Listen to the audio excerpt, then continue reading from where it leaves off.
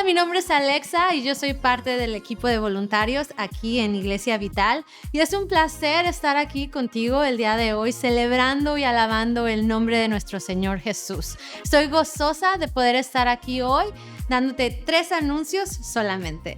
Número 1, aquí en Iglesia Vital tenemos nuestras noches de oración y este octubre 8 a las 6:30 de la noche en Iglesia Vital tendremos una de nuestras noches de oración. Te exhorto a que tomes esta oportunidad de venir con tu familia y pasar este tiempo con tus hermanos y hermanas de la iglesia orando los unos por los otros y compartiendo un momento íntimo con nuestro Señor. Número 2, en Iglesia Vital tenemos los siguientes pasos. Y si has venido aquí un par de ocasiones y has escuchado esta frase de siguientes pasos, esta es una manera muy sencilla en la cual puedes empezar a servir. Solamente ve a nuestra página de internet en vitalclt.com y llena el pequeño cuestionario y una persona de nuestro equipo te estará contactando para que tú inicies a servir. Número 3, aquí en Iglesia Vital tenemos un corazón muy dador y 3 maneras en las cuales tú también puedes aportar. Número 1, por mensaje de texto al 84321. Solamente pon tu cantidad, presiona Enter y voilà. Número 2, en vitalclt.com. Y número 3, por medio de sobres que también están disponibles para ti en la iglesia. Vamos a orar por las ofrendas. Padre, gracias por esta oportunidad que tenemos de poner delante de ti nuestros diezmos y nuestras ofrendas. Señor, gracias porque tú nos permites traer esto delante de ti, Señor, aún sabiendo que tú eres el dueño del oro y de la plata, Señor. Padre, reconocemos que tú eres nuestro Señor, reconocemos que tú eres nuestro Padre Celestial y te damos gracias por todo aquello que tú haces por nosotros. Padre, te damos gracias por los milagros que vemos, Padre, y por esos milagros que no vemos, Señor Jesús. Padre, reconocemos tu poderío, Señor. Padre, reconocemos tu presencia en nuestras vidas, Padre, del momento que nos levantamos al momento que nosotros cerramos nuestros ojos, Señor. Padre, te pedimos que tú bendigas esos corazones dadores que pusiste en nuestros hermanos y nuestras hermanas, Señor, de la iglesia. Padre, te pedimos también que tú bendigas la labor de sus manos, Señor. Padre, te pedimos que tú restaures, Padre, familias. Padre, te pido que tú sanes corazones que han sido heridos, Señor. Padre, ciertamente no hay nada que es imposible para ti y te damos gracias, Padre, porque tú aún así te deleitas en aquello que traemos delante de ti. En tu nombre santo, ponemos delante de ti este día. Amén. Y ahora continuaremos con nuestro mensaje del día de hoy de nuestro pastor Frank. Bienvenidos en esta mañana a nuestra Iglesia Vital. Gracias por sintonizarnos en este día. Si esta es tu primera vez conociéndonos, yo quisiera pedirte que envíes la palabra visita al número 704-885-5006. Queremos conocerte. Vas a recibir una forma digital donde tienes unas preguntas breves que nos permite a nosotros conocerte y a ti conocernos a nosotros también. Así que si esta es tu primera vez conociendo nuestra iglesia, muchas gracias. Nos honra con tu presencia aún en línea y quiero decirte que por favor llenes esta tarjeta de contacto. Queremos conocerte. En este día vamos a ir directamente a la palabra de Dios y quiero, antes de ir completamente a ella, prácticamente hablar un poco de lo que hemos estado hablando estas últimas semanas. Estas últimas semanas hemos tratado una serie que se llama ¿Qué dice la Biblia? Donde el contenido de estos mensajes o de esta serie viene principalmente de ustedes, de los miembros de la iglesia. Esas preguntas son usualmente preguntas que comúnmente no se oyen o temas que no se oyen y se tratan en la iglesia. Uno de ellos, por ejemplo, la semana pasada estuvimos hablando acerca de qué dice la Biblia sobre el sexo prematrimonial. Y hablamos acerca de cómo Dios creó el sexo, porque no es que Dios está en contra del sexo, al contrario, Dios hizo el sexo, pero lo creó dentro de parámetros matrimoniales porque lo hizo para bendecir al hombre y para que el hombre se reprodujera. Entonces estuvimos hablando de la perspectiva de Dios al sexo. Y el día de hoy continuamos esta conversación y tenemos esta pregunta que es muy interesante y dice, ¿qué dice la Biblia del divorcio? ¿Qué dice la Biblia del divorcio? Y yo quiero que sepas que el plan de Dios para el matrimonio es de que los dos sean uno para siempre. Desde el principio, Dios hizo el matrimonio para que dos personas, hembra y varón, fueran una sola carne para siempre. Y así fue que Dios los constituyó. Y teniendo eso en mente, yo quiero que vayamos a la palabra de Dios para que podamos entender ¿Qué habla la palabra de Dios acerca del divorcio? Pero antes de profundizarnos en eso, tenemos que entender qué es el matrimonio, porque antes de un divorcio tienen que haber dos personas en un matrimonio. Vamos a la palabra de Dios, al libro de Lucas, capítulo 16, versículo 16.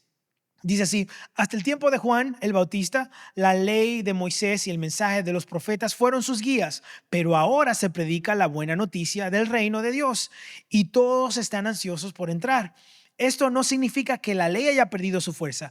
Es más fácil que el cielo y la tierra desaparezcan a que el más pequeño punto de la ley de Dios sea anulado. Por ejemplo, un hombre que se divorcia de su esposa y se casa con otra comete adulterio, y el que se case con una mujer divorciada de su esposo comete adulterio. Señor Jesús, te damos gracias por tu palabra, que es viva, que es eficaz, que es más cortante que toda espada de dos filos, Señor. Gracias porque tu palabra nos instruye, nos levanta, nos fortalece, nos alimenta, Señor. Y yo te pido, oh Dios, que tú hables a nosotros, habla a mi corazón y habla a través de mí, Señor, para que pueda yo proyectar lo que tú quieres decirle a tu pueblo en este día. Espíritu Santo, dirige mis palabras y que no sea mi conocimiento, sino que sea el conocimiento tuyo que salga por mi boca el día de hoy. En el nombre de Jesús. Amén y amén. Entonces, antes de llegar a profundización o a lo profundo de este tema, es necesario que entendamos de que la palabra de Dios se interpreta ella misma. Es importante llegar a la propia interpretación y aplicación de la palabra de Dios. No podemos tomar un versículo solamente y de ahí basar toda nuestra doctrina. Eso es algo muy peligroso, pero lo que podemos hacer o debemos hacer es estudiar la palabra de Dios cuando encontramos un versículo bíblico y entendamos qué dice ella. El contexto de este versículo que acabamos de leer trata de que los fariseos y los rabinos estaban dando cartas de divorcio por razones muy simples. Los historiadores creen de que ellos estaban dando cartas de divorcio, por ejemplo, si tu esposa cocinaba mal. Imagínense que a tu esposa se le queme el arroz y se le quemen los frijoles o la habichuela, como decimos nosotros, o la carne. Y en ese tiempo dicen los historiadores que el esposo podía escribir una carta de repudio, que es una carta de divorcio, y entregársela a ella y decirle: ¿sabes qué? Porque cocinaste mal tal día, ya no quiero ser más tu esposo. También decían de que si tu esposa no era muy aparente ya para ti, sino que tú habías encontrado a otra persona, un nuevo amor, ya era una razón por la que tú podías darle carta de repudio. Y vemos esas razones tan vagas, tan pequeñas. Y todas estas cosas no iban de acuerdo a lo que Dios había instituido en el matrimonio. Y Jesús le dice aquí a ellos de que no importa que los fariseos hayan dicho lo que hayan dicho, ni que tampoco los rabinos hayan dicho lo que hayan dicho. Yo he instituido el matrimonio para que sea un compromiso entre dos personas y que sea algo duradero. Y el matrimonio fue algo que Dios diseñó, no fue algo que que lo hizo el gobierno ni que lo instituyó el hombre de ninguna forma. Lo vemos desde el principio con Adán y Eva. Fue algo que Dios lo inició. Y el matrimonio existe para algo bien maravilloso, que es, número uno, traerle honra a Dios, y número dos, para santificarnos a nosotros. Entonces, ¿cómo trae honra a Dios el matrimonio? Acordémonos que el matrimonio representa también, o lo vemos representado en el Nuevo Testamento como Cristo y la iglesia. Es una representación entre lo que pasa o lo que sucede, esa relación de unión entre Cristo y la iglesia. Entonces, esto permite que nosotros traigamos honra a Dios cuando vivimos como una novia fiel a Dios, a Jesús. Esto también nos lleva a comprometernos más o hacer un pacto con Dios, de vivir en santidad y agradable solamente para Él, apartado solamente para Él. Y quiero que entendamos que el matrimonio no es un contrato, es un pacto. No es un contrato porque los contratos se acaban o se cumplen o se rompen, pero un pacto, especialmente el matrimonio, es algo espiritual entre dos personas cuando llegan a ser una sola carne. No debería haber una expiración en lo que es un pacto matrimonial. ¿Cómo nos santifica? Pues nos enseña a someternos los unos a los otros. Y miren, no saben lo egoísta que podemos ser nosotros. No sabemos qué tan egoístas somos hasta que estamos dentro de un hogar con una persona que está ahí todos los días que nosotros estamos ahí. El matrimonio nos abre los ojos a esas cosas que hay dentro de nosotros que no sabíamos que existían. En mi caso, yo me di cuenta que yo era muy orgulloso y muy egoísta y tuve que traer todo esto a los pies de Cristo. Y eso sirvió para yo ser santificado. Y créame que es algo doloroso, pero es algo que te santifica y que te purifica, porque es lo que hace el proceso de santificación. Lo que hace el proceso de santificación es de que a la luz de la palabra te muestra donde tú estás fallando, donde tú estás mal, y aunque te cuesta, tú lo haces porque quieres agradar a Dios, quieres obedecer a Dios. Así que mueres a ti mismo, te sacrificas. El matrimonio se compone de dos personas que se aman de una forma sacrificial. Y recordemos nuevamente, nosotros siendo la novia de Cristo, cómo Cristo amó a la iglesia de una forma sacrificial, dando su vida por nosotros. De esa misma forma deberíamos nosotros los esposos estar dispuestos a dar la vida por nuestras esposas. Y se oye mucho con frecuencia de que yo doy mi vida por mi hijo o por mis hijos, pero pocas veces escuchamos de que yo doy la vida por mi esposa. Porque realmente si nosotros amamos a nuestras mujeres, a nuestras esposas, estaremos dispuestos a poner nuestra vida ante lo que sea por ella. Y recordemos otra vez, y quiero repetirlo, nosotros somos llamados la novia de Cristo. Y aunque suene lindo, fuimos o somos esa novia infiel porque vamos muchas veces tras otros dioses. Ponemos en lugares que Dios debería estar, que Jesús debería estar en nuestras vidas, ponemos otras cosas en esos lugares. Podemos poner amores, podemos poner pertenencias, dinero, tantas cosas que ocupan el lugar de Dios y nos convertimos en idólatras. Al convertirnos en idólatras, quitando el lugar de Dios como primero en nuestras vidas, entonces hacemos algo que espiritualmente también se traduce como adulterar espiritualmente. Y ese compromiso entonces que teníamos entre Dios y nosotros sufre y puede muchas veces hasta romperse. Así que entendiendo que el matrimonio es algo instituido por Dios, no lo constituyó, no lo hizo para que haya una separación, pero sí dio dos condiciones para que se pueda permitirse. Claro, entendiendo de que al permitirse o estas dos condiciones son el último recurso para que este matrimonio o estas dos personas puedan estar vivas, puedan estar bien, si se puede poner de esa forma. Nuevamente, el plan del divorcio no es un plan de Dios. En Malaquías 2:15 dice: ¿acaso no hizo Dios un solo ser que es cuerpo y espíritu? ¿Y por qué es uno solo? Porque busca descendencia dada por Dios. Así que cuídense ustedes en su propio espíritu y no traicionen a la esposa de su juventud. Nuevamente, el propósito de Dios para el matrimonio también fue de que el hombre se procreara y que se multiplicara. Pero dice aquí algo muy interesante que es: cuiden su propio espíritu, guarden su corazón. Y la palabra de Dios lo dice en Proverbios: guarda tu corazón porque de él mana la vida. No traiciones a la mujer de tu juventud. Todo esto de traicionar, de ser infiel, que es la primera condición que vamos a hablar hoy, trata de una situación en el corazón. La infidelidad es la primera razón bíblica que vemos para el divorcio. Dice Mateo capítulo 5, versículo 31, han oído la ley que dice, esto es Jesús hablando, un hombre puede divorciarse de su esposa con solo darle por escrito un aviso de divorcio. Pero yo digo que un hombre que se divorcia de su esposa, a menos que ella le haya sido infiel, hace que ella cometa adulterio. Y el que se casa con una mujer divorciada también comete adulterio.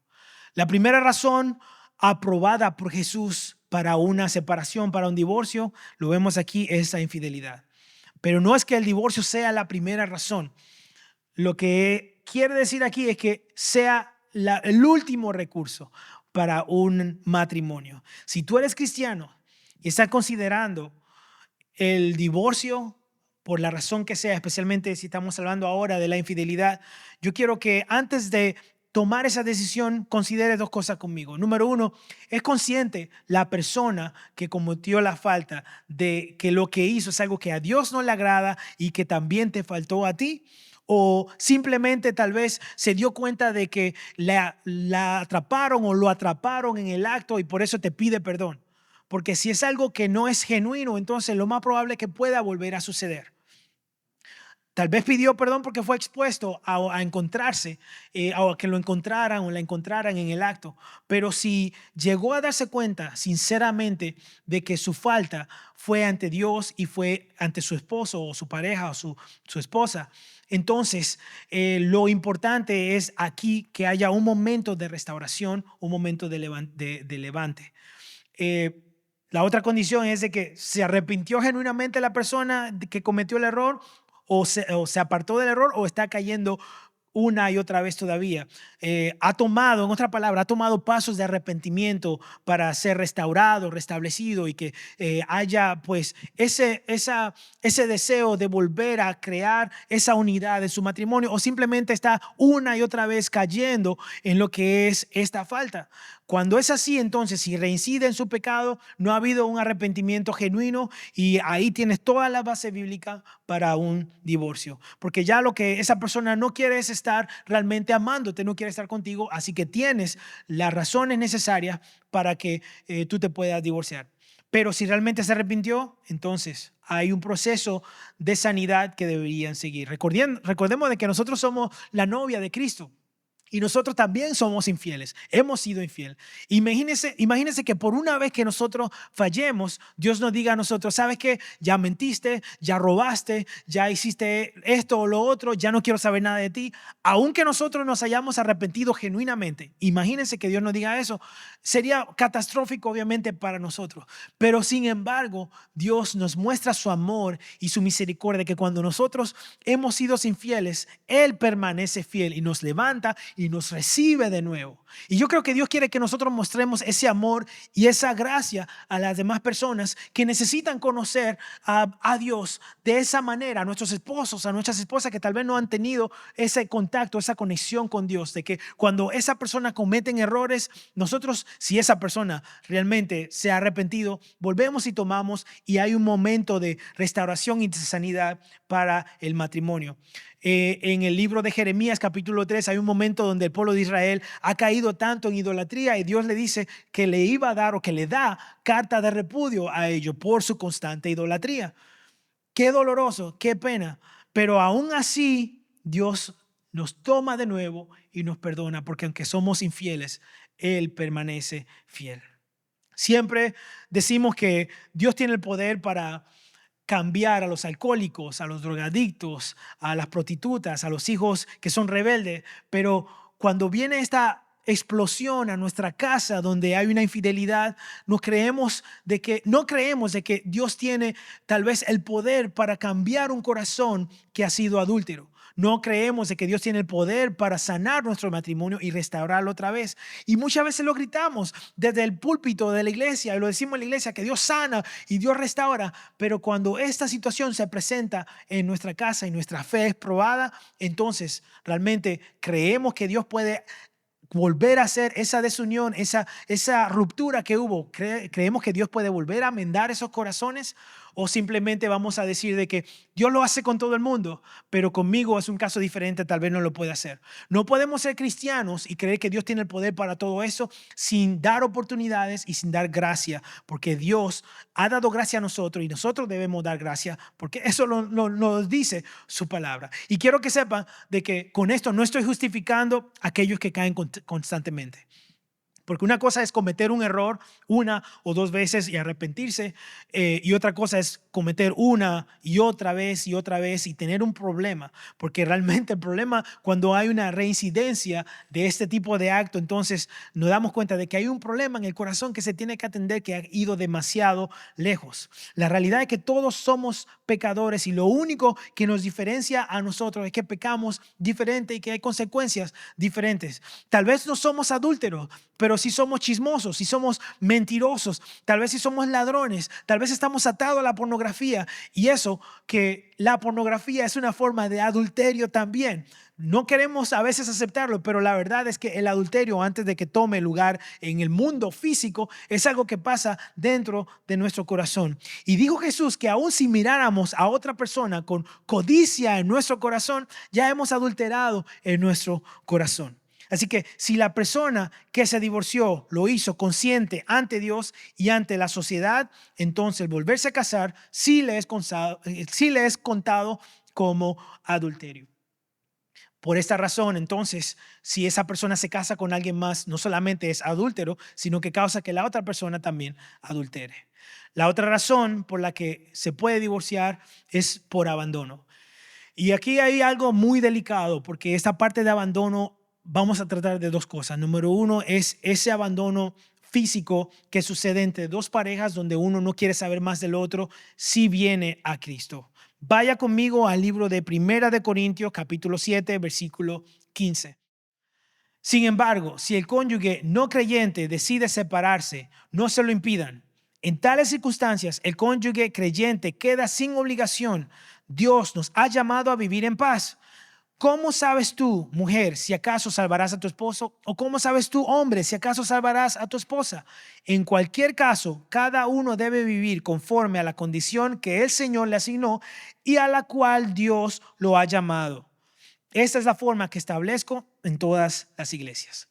Si tu pareja te abandona porque ahora has decidido seguir a Cristo, aquí es una razón bíblica para la separación. Pero yo quiero que entendamos el contexto de esto, porque esto viene del punto de vista de que hay dos personas que son incrédulas y están casadas, y uno de ellos viene a los pies de Cristo y la otra persona le dice, mira, ahora tienes que elegir, ¿soy yo o es Jesús? Pero no podemos estar los dos aquí en esta relación. En ese momento, si no hay paz en esa relación por esa situación, bíblicamente tú tienes razones para separarte. Lo acabamos de leer aquí. Pero quiero que entendamos el contexto de esto. No es otra vez de que por esa razón ya me voy a divorciar y ya sin llegar tal vez antes a otros pasos antes de apretar el gatillo del divorcio. Recordemos lo que acabamos de leer. Dice aquí, ¿cómo sabes tú, mujer, si acaso salvarás a tu esposo? ¿O cómo sabes tú, hombre, si acaso salvarás a tu mujer? Con tu testimonio, ese hombre o esa mujer puede ver de que hay gracia, de que hay amor, de que hay misericordia. Y eso puede alcanzarlo a él y que él venga a los pies de Cristo y nuevamente, o hacer su vida nueva con el Señor a través de tu testimonio. Y nuevamente, otra vez le repito, no es que el divorcio tiene que ser la primera opción. El divorcio tiene que ser, o la separación tiene que ser la última opción. Con tu testimonio tú puedes ganar a esa persona. La otra parte del abandono que quiero hablar es algo que es un poco más delicado y yo espero que usted recline un poco más y me entienda un poco más lo que vamos a estar hablando en estos próximos minutos ya. Esta parte de abandono va a tratar acerca del abuso físico. Yo creo que decirle a alguien que no debe dejar a su esposa o a su esposa abusiva es condenar al inocente. No podemos decirle a una persona que está siendo abusada, quédate en el matrimonio, porque realmente un abuso en el matrimonio, sea a un hombre, a una mujer a un hombre, eso es violar lo que Dios constituyó desde el principio para el matrimonio. El deseo inicial y el propósito de Dios para el matrimonio es violado en el momento de que hay abusos emocionales y muchas veces verbales. Y un hombre o una mujer bajo el abuso no está llamado a quedarse en una relación. Y yo entiendo de que tal vez haya personas o líderes que digan, ¿sabes qué? Pero la palabra de Dios dice que tú tienes que quedarte con tu esposo o con tu esposa, aunque te abuse. Eso no está bien. Eso no es lo que trata la palabra de Dios. En la Biblia vemos varios ejemplos donde hay leyes que son pasadas por alto o se crean excepciones a esas leyes o se rompen esas leyes por el bien de una persona. Y yo creo que estas son algunas leyes que se pueden aplicar o algunos ejemplos que se pueden aplicar para el matrimonio. Yo quiero que vaya conmigo y espero que me entiendan en estos próximos minutos. Vamos a Mateo capítulo 12, versículo 3. Y dice así, él contestó, esto es Jesús nuevamente hablando, ¿no han leído lo que hizo David en aquella ocasión en que él y sus compañeros tuvieron hambre? Entró en la casa de Dios, él y sus compañeros comieron los panes consagrados a Dios, lo que no se le permitía a ellos, sino solo a los sacerdotes. Aquí Jesús está dando algo que sucedió en el Antiguo Testamento en primera de Samuel, versículo 21, y quiero darle un poco de contexto. David está siendo perseguido por el rey Saúl y cuando en el momento de su persecución él huye a una ciudad y se encuentra con un sacerdote. Al sacerdote él le dice, hey, dame 5 panes o lo que tenga porque tiene hambre. Y el sacerdote le dice, solamente tengo los panes de la proposición. Y Él le da esos panes, los panes de la proposición, que solamente son sagrados y apartados para los sacerdotes. Jesús le menciona ese versículo a ellos para señalarle una cosa, y es que hay una razón donde está bien hacer una excepción a la ley. Y es que aunque hay una ley en contra en este caso, el comer los panes que son sagrados, en este caso fue preservar una vida. Preservar una vida es algo que se puede permitir con relación a pasar por alto o a romper una ley por si se va a hacer algo bueno, sea algo bien para el bien de una persona. Jesucristo continuó diciéndole, porque quiero que entendamos lo que está pasando acá, y no quiero que piensen de que yo estoy diciendo de que la ley no vale, para nada. Fue lo primero que acabamos de leer al principio de esta predicación, que ni siquiera, que el cielo y la tierra pasará, pero la palabra de Dios, su ley, no pasará en ningún momento. Pero el mismo Jesús está aquí haciendo excepciones acerca de estas leyes por el bien de una persona. Veamos este ejemplo. Dice aquí en Mateo, en el mismo capítulo, en el versículo 5, dice: ¿o no han leído en la ley que los sacerdotes en el templo profanan el sábado sin incurrir en culpa? Nuevamente, aunque el día de reposo nadie trabaja, los que estaban trabajando, los sacerdotes, aquí lo veíamos, que ellos mismos estaban, dice la palabra de Dios, profanando el templo, pero se le era encontrado sin culpa. Eso es interesante porque aquí dice que al profanar el templo, aunque estaban haciendo esas cosas que eran el trabajar en un día sagrado, aún así por lo que ellos estaban haciendo, que era algo bueno, algo bien, ellos eran encontrados sin culpa. Lo que quiero que entendamos acá es de que cuando hay una ley o una orden que se tiene que mantener, pero al mantenerla esto causa daño al creyente de una forma u otra, hay entonces una excepción. En el versículo 6, Jesucristo habla un poquito más para que ellos entiendan lo que está pasando y explica lo que Él quiere que ellos entiendan a través de esos ejemplos que le está dando. Y le dice: pues yo les digo que aquí está algo más grande que el templo. Si ustedes supieran qué significa esto, lo que pido de ustedes es misericordia y no sacrificios. No condenarían a los que no son culpables. Sepan que el Hijo del Hombre es el Señor del sábado. Nuevamente, lo que quieren que entendamos acá es de que hay excepciones en si esto puede causar algún tipo de daño o problema para el creyente. Y esto es una razón muy delicada para terminar un matrimonio, porque hay personas de que pueden hacerse la víctima en base de mentira para decir que mejor se divorcian, porque muchas veces es cosas que son irreales, tuercen historias de cosas que están pasando dentro de su matrimonio porque quieren separarse y se hacen la víctima y culpan a la otra pareja de algo que estaba sucediendo para que entonces ellos puedan ser libres. Y ante la sociedad tal vez se vea como que está bien, pero recordemos que Dios conoce los corazones. Dios ve los corazones y ve realmente lo que hay. Y si tú, siendo consciente de esta situación, te separas, aunque el mundo y la gente te aplaudan, Dios está mirando lo que hay en tu corazón y Él sabe muy bien de que en el momento que tú rompes esa relación por mentira, te conviertes en adúltero y vas y adultera con otra persona. Al mismo tiempo, no quiero que hagamos falsas las personas que son realmente víctimas. No podemos quitar lo que realmente está sucediendo en muchas relaciones el día de hoy, aún muchas veces dentro de la iglesia, donde está siendo abusado. Y yo quiero que sepas de que yo creo que una persona en una relación donde peligra su vida o recibe daño físico y verbales, tiene razones completas para la separación y el divorcio.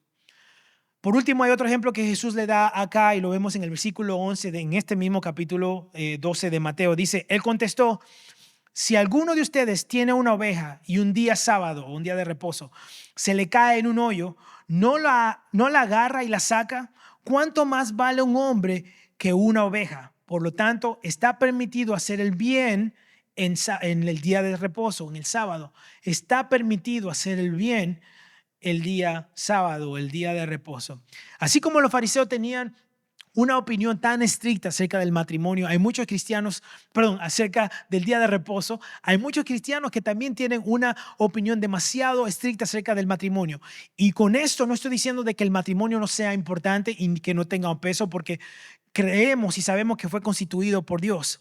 Pero aquí dice Jesús que es permitido hacer bien el sábado, un día que la ley no permitía trabajar. En ese caso, no permitía que uno hiciera nada, pero si encuentra a un animal, en el ejemplo que Jesús está dando acá, que está mal, que está en un hoyo, no vamos a ir a trabajar para sacarlo. Más vale un hombre, más vale una persona.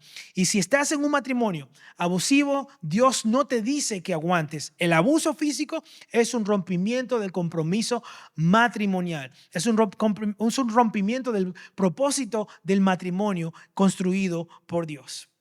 Así que si usted está siendo influenciado por algún líder o algún pastor o alguien que le dice, no, usted está casado, está bien, si está siendo abusado, quédese ahí que Dios va a trabajar en su matrimonio y todo eso. No, eso no está bien. Tiene que haber una separación y que Dios entonces trate con su pareja para que esa persona sea cambiada realmente, pero no en base a tu sufrimiento, porque Dios nos ha llamado a paz, lo acabamos de leer. El abuso es una forma también de abandono espiritual y emocional y físico. Y si tú estás en una relación ahora mismo donde estás siendo abusado o abusada, primero que todo yo quiero decirte, sepárate de esa persona. Número 2, reporta ese abuso a las autoridades. Y si necesitas, número 3, si necesitas ayuda, si necesitas hablar con alguien, comunícate con nosotros que queremos ayudarte. Estamos aquí para caminar contigo. Por último, en conclusión de esto, yo quiero que entendamos que antes de llegar a la decisión de un divorcio, vamos a ver qué hay en el corazón. Recordemos nuevamente de que antes de que eso se dé a luz, hay una situación en el corazón que tenemos que tratar. Y para que Dios trate con esta situación, nosotros tenemos que traerla ante el Señor. Antes de que el abuso sea físico o verbal o que haya adulterio, hay una situación en el corazón que tenemos que atender. Antes de tomar la decisión de divorciarse, vamos a llevar los dos corazones, tanto el de una pareja o de una parte de la pareja y de la otra, vamos a llevar los dos ante el Señor, porque el único que puede enmendar los corazones, cambiar los corazones, sanar los corazones es Dios. Él es que restaura, Él es que sana las relaciones. Yo sé que suena muy fácil decirlo desde acá en este momento porque tal vez tú lo estás viviendo en este momento y yo estoy de este lado de la pantalla, pero tal vez, aunque suene fácil, la realidad es esta, de que hay una situación en el corazón que se tiene que atender y que solamente Dios lo puede hacer. No hay nada tan profundo que Dios no pueda alcanzar. No hay nada tan roto que Dios no pueda volver a hacer o no pueda construir, no pueda reconstruir. Un matrimonio verdadero y duradero no es un matrimonio perfecto y sin errores. El matrimonio verdadero es el matrimonio imperfecto construido por personas imperfectas que a pesar de sus errores aprenden los dos uno del otro y se esfuerzan por no volver a cometer esos errores. Donde existe el perdón, existe la gracia, existe la misericordia, donde se levantan a pesar de haber caído una vez, se levantan juntos y siguen adelante cumpliendo con el propósito del matrimonio inicial que Dios creó desde el principio y la misión de apuntar hacia Jesús a todo el mundo. Así que si tú estás en este día pasando esa situación donde tú estás considerando el divorcio, sea por abuso o sea por una infidelidad, antes de llegar a este momento donde tú tomes tu decisión final, por favor, escudriñemos los corazones, sepamos lo que hay en el corazón y tratemos ese asunto desde el corazón. Si es una situación reincidente, entonces tiene toda la base bíblica para hacerlo. Si está siendo abusada, tiene base bíblica para hacerlo. Pero si es algo que todavía tiene salvación, no deje que el orgullo, no deje que el temor llene tu corazón y te rompa te haga perder esta oportunidad tan maravillosa que Dios creó desde el principio, porque el matrimonio es algo bello, es algo bien bueno, precioso, porque Dios lo hizo y nos enseña tanto a crecer, a santificarnos. Así que antes de tú llegar a ese punto, yo quiero decirte, vamos a traer eso al Señor. Y yo quiero orar por ti porque tal vez si tú estás pasando esta situación, Dios quiere alcanzarte, Dios quiere sanar tu corazón, Dios quiere salvarte. Así que te quiero pedir que por favor ores conmigo en esta mañana. Señor Jesús, te doy gracias por tu amor y misericordia y bondad. Gracias por tu palabra que es viva, que es eficaz, que sana, que restaura, que limpia. Señor Jesús, en este momento traemos a ti estos corazones rotos tal vez por algún abuso emocional, rotos tal vez por alguna infidelidad, Señor. Te pedimos, Señor, de que tú traigas restauración y sanidad y fortaleza, Señor. Que traiga conciencia a los corazones de las vidas que están escuchando, si están ahora mismo viviendo bajo adulterio o fornicación, si están viviendo siendo parte de un abuso, Señor, que tú rompa esos corazones, Señor, que tu Espíritu Santo convenza a esas vidas de pecado, Señor, y que ellos sean renovados por ti, Señor Jesús. Ten misericordia de ellos, Señor, y que ellos traigan sus corazones a ti sinceramente. Si esta es tu primera vez conociendo al Señor, yo quisiera invitarte a que haga esta oración conmigo, con nosotros. Señor Jesús, te necesito. Necesito que entres a mi corazón y que tú seas el Señor de mi vida. Yo no puedo más vivir así, no quiero más vivir así sin un Dios, sin un Señor que me dirija. Así que por favor, sé tú quien ocupe el trono de mi corazón, el primer lugar de mi vida. Y yo en este momento dedico mi vida a ti y me rindo a ti pidiéndote de que tú seas quien me dirijas. Perdóname, perdona mis pecados, reconozco que soy un pecador, necesito que tú me salves. Te pido todo esto en el nombre de Jesús. Amén y amén. Si tú hiciste esta oración con nosotros, yo quisiera invitarte a que tú nos envíes un mensaje privado. Queremos conocerte, queremos ayudarte a crecer, queremos ayudarte a sanar. Y te damos gracias otra vez por haber sintonizado nuestro servicio en esta mañana. Dios te bendiga. Queremos bendecirte, queremos conocerte y caminar contigo este camino de fe.